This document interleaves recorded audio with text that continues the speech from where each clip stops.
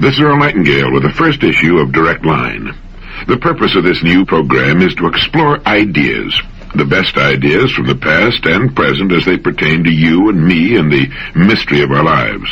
Ideas about people, why they do the things they do, and why they don't do some of the things they could do. Why they live the way they do, believe the way they do, work and play the way they do. Our most distinguished and eloquent researchers in the field of psychology and psychiatry tell us that our affluent society has not brought us happiness and joy. On the contrary, people in the highly developed, wealthy nations of the world seem to be suffering from a malaise made up of boredom, apathy, and general depression. And we know that people are at their best, that is, they seem to be happiest and most energetic, when they're striving toward the fulfillment of what seems to them to be good and worthy ideas. Isn't that true? People move mountains and dance and sing far into the night when they're swept up by a great idea. There's something about the human creature that makes him godlike when he's moved by a great idea, and apathetic, bored, and depressed when he's not. Wherever you find boredom, you'll find the absence of a good idea, in a child or an adult. People are depressed and bored when they know deep down in the very fibers of their being that the life they're living is not what it could be, not what it ought to be. We suffer from an all-pervading feeling of guilt when we're living below our true capacities in our work and in our play. And it's beginning to dawn upon the people everywhere that we've been chasing a mistaken concept of what success is all about. We've confused means with ends. We'll find success, each of us in his own way, when we find ourselves, and when we do, all things that we want and need will be added to our lives. The journey of self-discovery, the journey into meaning, is the most exciting on earth and the most rewarding. When we're gripped by a good idea, a succession of good ideas really, because one leads to another, we're at our best, our happiest. We may not know that we're happy, but we are, and our lives are characterized by a feeling of worth, of purpose. Ideas bring the fresh, clean air of renewal into our lives, into our home lives, into our business lives. The real fun of life is in continually bridging the gap which lies between where we are and where we want to be, and from what we are to what we wish to become. There are three main departments of living with which we should concern ourselves and in which we should succeed. They are, number one, our family lives. Number two, the way we spend our days, on the job and off. And number three, our income. The purpose of this program is to help us find more meaning, more real success in each of these vital departments. First, just a word about listening. You know, when we listen, and especially to information that involves us personally, our minds only pay attention to what we're hearing until something we hear triggers an idea in our minds. Now, at that instant, our minds tune out and concentrate on the new thought. It's like lifting the tone arm on a record player. We no longer hear anything, but the record keeps turning. Now, when you hear something in direct line that sparks an idea, you tune me out for whatever time you devote to the idea. You'll do this repeatedly. The next time you listen, you will tune out at different times. Because of the way we listen, and because our attention will dart from what we're hearing to what we're thinking about, it's necessary to hear a spoken message several times just to hear it for the first time. And even weeks, months, or years later, it will spark new ideas. So if it's convenient, stop the player whenever you want to think about something you hear. Perhaps you want to make a note of what you've heard, or think about it for some time. Then, when you're ready to resume, start the player again, and so on. If you're driving your car, or if the whole family's listening, that might not be practicable. But even with stops and starts, repeated listening is necessary to make what you hear a part of your way of thinking and doing things. Unfortunately, we don't learn much from something we read only once. If it were printed, it would take time away from other things. In audio form, it can be listened to while we're doing other things, such as commuting to and from work, while traveling on business calls, while dressing, having breakfast, while relaxing after a long day, and so on. Moreover, in this form, it can be heard by all members of the family. If it were only in printed form, it's unlikely that it would be read by more than one, two at most. Another important reason for the cassette tape is that listening is our most effective and effortless way of obtaining information, the most natural way to learn anything. We learned by listening for many years as children before we learned to read. You see, we pluck ideas from speech as we might catch fish from a flowing river. We're not even conscious of the words being used. We listen for ideas. And that's what this program is all about. We learn to read by listening. And for most, reading remains something of a mechanical process from which ideas must be constructed. And finally, the spoken word carries so much more interest and flavor, so much more meaning, and an emotional impact impossible with the printed word. Well, let's begin with this great thought. It has appeared in many forms in man's literature, but I believe it was Emerson who put it best. Nature magically suits the man to his fortunes by making these the fruit of his character. We might experience some difficulty in finding out what we're really like by trying to look inward, but we have only to look about us at our fortunes, for they are the fruit of our character. The late Dr. Maslow, former president of the American Psychological Association, said you judge a person the same way you judge an apple tree, by his fruit, by what he produces. Do you go along with that? It's hard not to, isn't it? Well, what is character? My Random House on a Bridge says character is the aggregate of features and traits that form the apparent individual nature of some person or thing. My Oxford English Dictionary gives as its first definition a distinctive mark, impressed, engraved, or otherwise formed, a brand, a stamp. Any person who has had the chance to live as an adult for any appreciable length of time begins to collect about him what we can call his fortunes. They represent a merciless mirror of him as a person. They reflect his nature and constitute, in total, a distinctive mark, a brand, a stamp. Just as you can tell the name of a fruit tree by examining its fruit, you can tell a great deal about a person in the same way. And we can tell a great deal about ourselves. We surround ourselves in an environment, in circumstances, as Professor Jose Ortega y Gasset used the word, which reflect us, and which include our true beliefs. No matter how loudly we talk about what we believe in, our circumstances reflect our true beliefs. They show to others what is important to us. They reflect our degree of maturity at any given stage of our lives. You see, our fortunes are simply the sum total of what we want and believe we are qualified to receive at any given stage of our lives. For our fortunes should change. They should not just accumulate as we get older, they should change in quality. Change to reflect the changing person. If they do not change, it is an indication that we are not changing. If they do not grow in quality, it's an indication that we are not growing and maturing as persons. Our fortunes are the fruit of our character, and our character changes. Someone once said to Dr. Robert Hutchins when he was Chancellor of the University of Chicago with regard to adult education that you can't teach old dogs new tricks. To which Dr. Hutchins replied, human beings are not dogs, and education is not a bag of tricks. We can grow through knowledge with good ideas, and as we grow, our worlds will change to reflect our growth. We outgrow our old selves and shake them off like stiff cocoons no longer big enough to contain us, and that's as it should be. That's the way a person, a family, an organization of any kind should grow. We might say that a person, or an organization, will grow in proportion to two main conditions. The first concerns his degree of receptivity.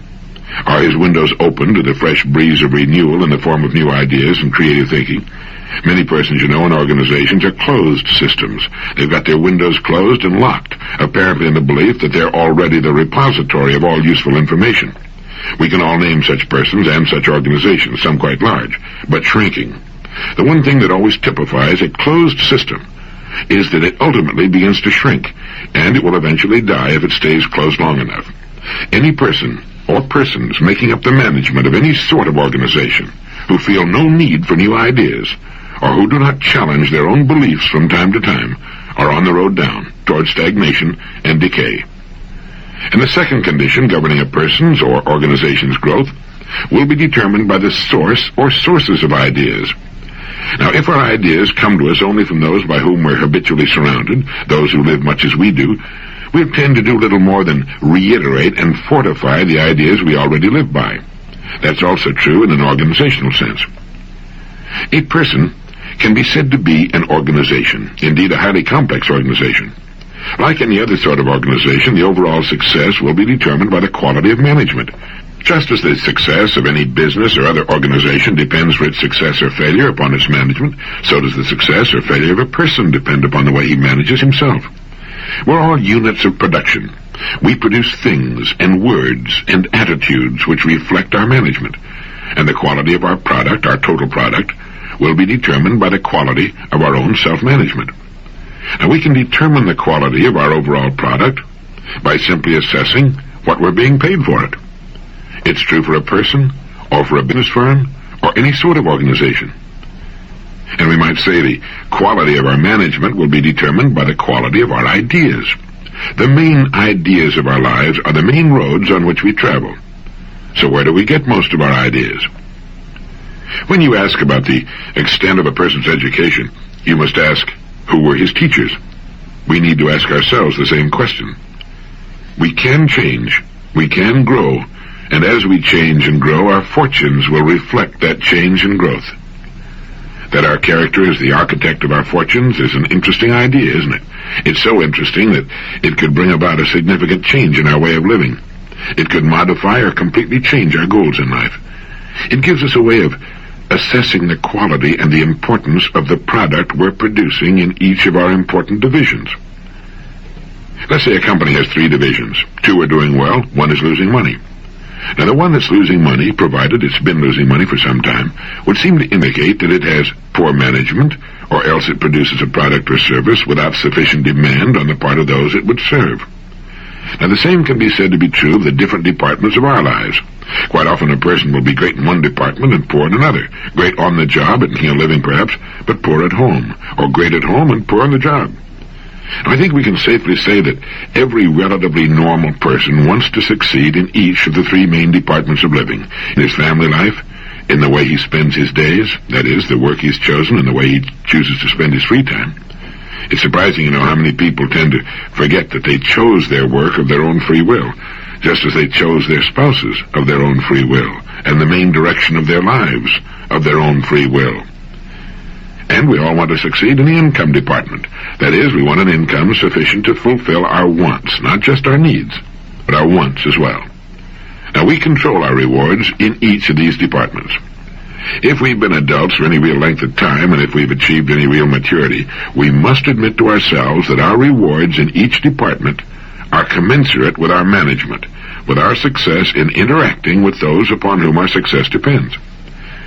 Now, that's an idea we will accept or reject, depending upon whether our windows are open or closed. I mentioned earlier that we often confuse means with ends. For example, an automobile is a means to an end. It's a means of getting from point A to point B. Money is a means to an end. It's the means to the kind of life we want to live. It represents financial security now and in our later years. It represents good health, education, travel, a good home, and so forth. Now, in our society, these means to ends and others have often been confused with ends. The automobile or money in itself has become an object of veneration, not for what it will do for us to make life more convenient and more pleasurable, but rather for what it is in itself. We tend to worship objects in our society. And finally, we find ourselves in possession of all the objects we ever wanted, and we stand in the middle of them and look at them and come to the realization that they're not enough, not nearly enough. A human being needs more, much more than a pile of objects, important as some of them are. And that's one of the reasons we find so much depression, so much boredom and apathy about us. People have what they wanted. Why aren't they happy? Could it be that they've not moved on to other, larger and more worthwhile goals? I think so. George Bernard Shaw said that it is the first duty of every man not to be poor. I agree with that. Poverty has never brought happiness. We see it staring from the hunger-ravaged faces of the world's underprivileged. We see it in our ghettos. But there are 2 kinds of income, psychic and tangible. Now, psychic income is the income of the mind and feelings, the kind we get when we look at our loved ones or when we've done a good job. Psychic income is the income the firemen get roaring through town with the sirens screaming. It's the income a police officer knows when he straps on his revolver and assumes the authority of his uniform. There's psychic income that comes with a promotion, with the executive suite. It's excitement and satisfaction, and it's perhaps the most important income we receive from our life's work. We can make a living, we can get rich doing many things, but psychic riches come from being in the kind of work we like, doing the things we want to do. Conrad Lorenz, in his excellent book, On Aggression, tells us that the drive to fulfill oneself to realize, if possible, the potential of one's unique endowment is coded in our genetic instructions. And it's going contrary to our genetic instructions that causes us anxiety, guilt. We seem to know that there's a way to live that's better than the one we're settling for. Now, families, schools, society all work to fit us into established pigeonholes, and for some it's fine. For others, the shoe doesn't fit. It hurts. It rubs and chafes and can become agonizingly painful. No psychic income there. So those must seek it off the job in hobbies and avocations, or change the job. But we need to get it somewhere. Psychic income is an important part of our income picture. As to financial income, it should meet our requirements. What those requirements are is a matter of individual taste. Our income should be sufficient for us to live in the style we most enjoy, have the things we think are important, do the things we want to do, see the places we want to see, and perhaps help others who didn't manage or couldn't manage to work it out for themselves. In a society such as ours, it can be said that not every person can find the kind of gainful employment that forms a perfect fit with his aptitudes, likes, and dislikes. Many factors work to hold a person in a particular place and at a particular job other than the amiability of the job itself. But I do believe that almost every thinking, growing, maturing person can find the work he enjoys. And for the rest, the deep sources of satisfaction and interest can come from experiences not connected with their work. For some, their work is the very mainstay of their lives. For others, it's simply the means to an end. Many people are quite content to not work at all. Most retired people enjoy their retirement and wouldn't change things for the world. But for some, active, mind-engaging work is as necessary as food and drink. For many women, running a home, raising their children, caring for their husbands, and 1,001 things necessary to that life are more than enough for all the satisfaction they need. They're quite content with their lives, as they should be. For other women, such a life is unthinkable, the way to madness. They need other interests, other lives. To expect that 50% of the human race should be content with keeping house and raising a family is ridiculous. It's as ridiculous as it would be to expect all men to be lawyers or bricklayers.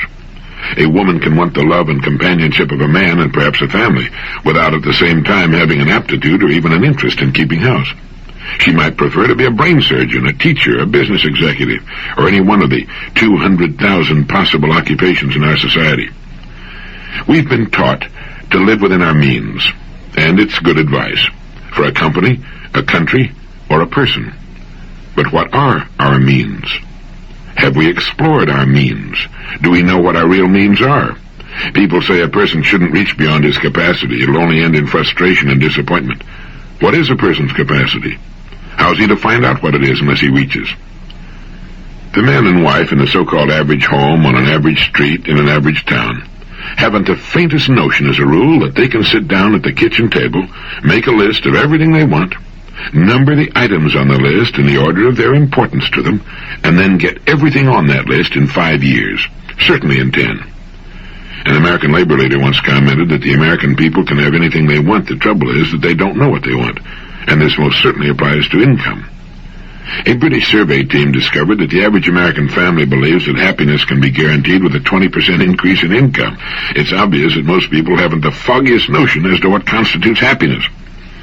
How does a person increase his income to the point where it more comfortably meets his needs, his present needs, and his savings and investment needs for the future?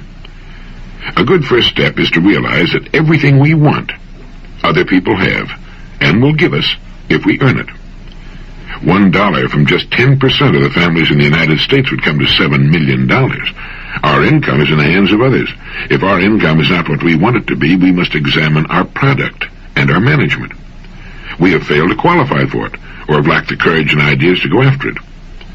Thoreau said, "We have only to move confidently in the direction of our dreams to meet with a success unexpected in common hours." Interesting idea, isn't it? There's an exciting, renewing idea. We have only to move confidently in the direction of our dreams to meet with a success unexpected in common hours. The direction of our dreams is often nothing more than our genetic instructions, than our subconscious, our natural propensities, whatever we want to call it, trying to point us in the right direction. The minute we begin to move in the direction that's right for us, things start going our way. We begin to get lucky, as they say. So we need to ask ourselves, am I moving in the direction of my dreams? Or am I playing lockstep with millions of other people because of some stereotyped idea I picked up from people who don't know any more than I do, maybe less? People who perhaps have not proved in their own lives that they're experts when it comes to living successfully.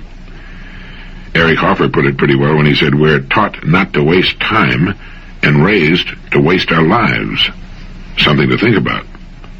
So a person, standing back and assessing the three main departments of his life, and understanding that his fortunes are the fruit of his character, gets a pretty good look at himself as manager of himself and whatever else he manages. I think, too, that it's a good idea to reassess our priorities from time to time. What is really important and what isn't? The mature person has this question pretty well straight in his mind. His goals, his needs are his own. They do not necessarily mirror those of the majority of other people. I think we'd be safe to say that with the mature person, his goals and what he considers to be important in his life will not be those held by the majority. The fact that he has goals sets him apart. Recent research into the modern plague of cardiovascular disease, with millions dying of heart disease years before they should, has turned up convincing evidence that we're bringing heart disease upon ourselves because of our lifestyle, our penchant for speed simply for speed's sake, by our impatience at delay, by our headlong rush toward what? Where? Where are we going? What's the hurry? The maturing person agrees with the great Swiss psychologist and psychiatrist Carl Jung, who said, the supreme goal of man is to fulfill himself as a creative, unique individual according to his own innate potentialities and within the limits of reality. And we can do that without a headlong, frenetic charge. You know, when we study golf under a good instructor, we're amazed to learn that an easy, slow, rhythmical swing gets the best results in direction and distance. As my good friend Julius Boros says, swing easy, but hit hard. It's the same in tennis, any sport. It's balance, it's rhythm. My good friend Herb True dropped in the office the other day and said, you know, we Catholics are on the birth control bandwagon too. It's just that we're in the rhythm section. It's good to remember, where our businesses are concerned, where our lives are concerned, it's quality and balance. It's living in balance that counts, that gets the best results, always. We'll live longer and in better health, do better, and enjoy it more. Unless we're doing piecework, it isn't the time we put in, it's the ideas we get and put to work. Everything we see about us that's man-made was once an idea in the mind of one person. Our ideas can be just as good. It takes maturity to realize that, as a rule, happiness and contentment do not come when we reach our goals. We're amazed to find that we were happier, more contented when we were striving toward them. I remember reading a comment by a New York University professor that went something to the effect that while dissatisfaction may be uncomfortable, the real disasters in life occur when we get what we want. He was referring to some of the larger goals of society, but the same thing often applies to us as persons. When we stop striving toward something new, something we find worthwhile and interesting, we begin to die. It's believed that's why teachers, scientists, writers, philosophers, farmers, and others who constantly have something new to look forward to tend to live such long, healthy lives. The teacher has a new class every year. The scientist is always working on a new, tough problem. The writer has a new book or article to do. The philosopher is forever uncovering new, interesting information, fresh ideas. And the farmer has the renewal of new crops and animals about him, a new season to work toward. Many others fit into the same category.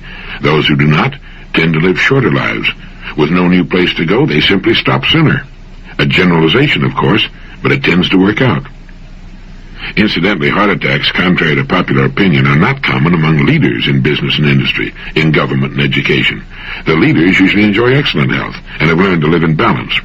It's the people in the levels below the top who permit themselves to be skimmed off years before their time. It's been said that a heart attack is nature's way of telling us to slow down or change our habits, or both. It's a rude lesson, often fatal, but that's nature's way. How did Huxley put it? He compared living to playing a game of chess with an invisible opponent who's always strictly fair and just, but who never overlooks a mistake. If we play ill, he said, we are checkmated, without haste, but without remorse. And to those who play well, they're rewarded with the overflowing generosity with which the strong delight in strength. Living in balance, in anything, is the way to play the game well. How did James Allen put it? A calm, strong life is like a shade-giving tree in a thirsty land, a sheltering rock in a storm. You know, it's only when we're calm and at peace with ourselves that the good ideas tend to come. I think that's why we so often get our best ideas early in the morning or while doing something that's totally routine, such as shaving, showering, driving the car, or walking alone. Most people do not do much creative thinking, you know. In fact, they've been put down so many times as youngsters they've learned to distrust their own ideas, doubt their own ability to get worthwhile ideas. Our mind, and no one knows what the mind is, incidentally, or even where it is. The ancient Greeks thought for a while it was located in the liver. Our mind comes as standard equipment at birth. But since the demands put upon it are relatively small and it's not required to come up with new ideas, it soon falls into disuse. As with anything else, what we don't use, we tend to lose. And so it's easy to forget or never learn that we own free and clear the most amazing agency ever to appear on Earth, the human mind, all of it, whatever it is, subconscious and conscious, seeming to draw as it does on the mysterious stuff of the universe, past and present. You know, there's a system for creative thinking. Perhaps you're familiar with it. First, you define the problem. Put it on paper. Quite often, just defining it leads to a solution. The next step is to begin gathering data with regard to the idea. We need to find out all we can about the possible ways in which such an idea might be solved. We need to read about it, talk to people who've had similar problems, find out all we can about it. Next, we need to write down possible solutions. Think about possible solutions. Turn the problem every way but loose. Worry it like a puppy with a slipper. If it has to do with a product, can it be made larger, smaller, a different shape or color, simpler? You know, it's generally believed that in order to produce a product of excellent quality, it must cost more. The old dichotomy still hangs on the idea that if something is inexpensive, it must not be of the highest quality. Well, that's ridiculous. It can be inexpensive and still be of excellent quality. Think in terms of simplification. Can the superfluous be taken away? Sometimes a superior product must cost more because of the quality of its components and manufacture, but not necessarily. Since World War II, we've seen some excellent products turned out at very reasonable cost. After you've thought about it until you begin to dream about it and talk to yourself about it, then forget it. Let it slip down into the great cooker of your subconscious mind, where the archetypes of your racial memory and your genetic wizardry and 10 million ancestors can all work on it and hold it up against 1,000 solutions. The mind is like a supercomputer. It'll work on a problem while we're doing other things. Let it cook as long as it needs to, and then, one bright morning, if you're like I am, it'll usually wake you up at about 4 in the morning. The answer will pop into your mind as clear and simple and perfect as anything you ever saw in your life. You then yell Eureka, leap out of bed, and write the answer down on a piece of paper as fast as you can. If you don't, the idea can slip away as quietly and mysteriously as it came, and you can spend the next 20 years trying to recall it. The next step is to put the solution to work and stay with it to completion. Don't try to play it too safe. Nobody ever got to second base trying to keep one foot on first. Either you have confidence in your ideas or you don't. Getting good ideas is only about 10% of the job. The 90% is the follow-through. The person who will follow a good idea through to completion is one of the most valuable people in our society. Every problem is an opportunity. Our opportunities are an exact ratio to our problems. We have great national problems. Therefore, we have correspondingly great national opportunities. The bigger the problem, the better the opportunity. Problem, pollution. Great industries employing many hundreds of thousands, perhaps millions of people will be built upon the problems of air, land, noise, and water pollution. Problem, population. Population means people, and whether you're serving their growing needs or helping them to hold their numbers in check, you've got opportunities. Millions are already being earned in these problem areas. There seem to be two main classifications of people in the world, the big group, which is made up of those who are part of the problem, and the small group made up of those who are part of the answer. Which group we choose to be in is up to us. A professor at MIT has said, the changes taking place in the world today are not merely changes from one form of society, one form of technology to another. They're so wide-sweeping that they're taking us from one major epoch of human history into another. We are in an order of change which is completely different from anything our ancestors knew, unless we go back 10,000 years when they invented property, ownership, work and mechanics based on the wheel. Change. Unprecedented, amazing change, and you and I are right in the middle of it. For some, change represents a threat to the status quo. For others, it represents unprecedented opportunity. For me, and I hope for you, change always represents new opportunities for growth, development, for the setting of new goals, for the moving on to new vistas, for the fresh breath of renewal. We don't know much about anything really, but most of the top people in the disciplines touching on human conduct seem to be certain of two major points. One, the average healthy person functions at a fraction of his true capacity, and two, that the most exciting lifelong adventure is bringing more of our real powers to bear in our lives.